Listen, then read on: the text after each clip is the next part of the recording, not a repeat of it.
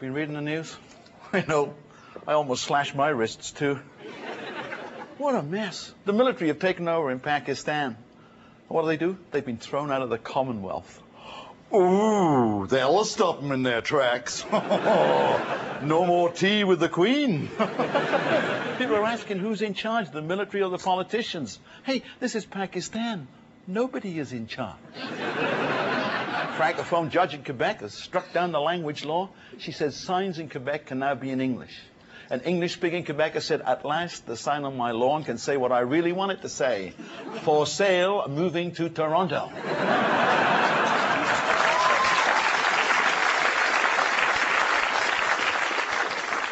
Yeltsin is going to do commercials for Smirnoff vodka. Stands in front of the camera, falls flat on his face, and a voice says, see, it works. Did you hear in BC, workers in the marijuana harvest, they get $60 an hour, and all they can inhale? And that's without a union. You know their perfect leader? Buzz Hargrove.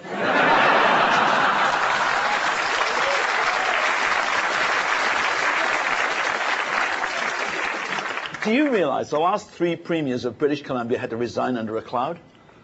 Why don't the voters cut out the middleman and elect the criminal? Then when he's caught, he can say, what do you expect? I'm a crook. I get depressed. I stick a pin in the paper.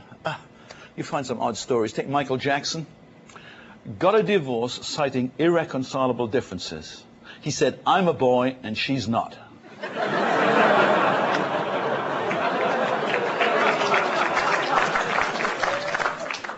According to the International Journal of Clinical Practice, sex is equivalent exercise to a round of golf. Well, I think it's impressive that men can compress into 2 minutes what takes 5 hours on the golf course.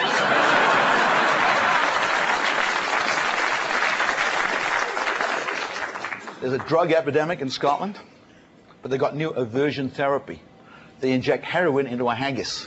After 2 mouthfuls, the addicts throw up and never touch haggis again.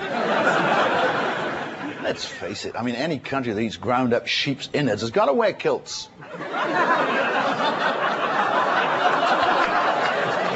Never have time to take down their pants.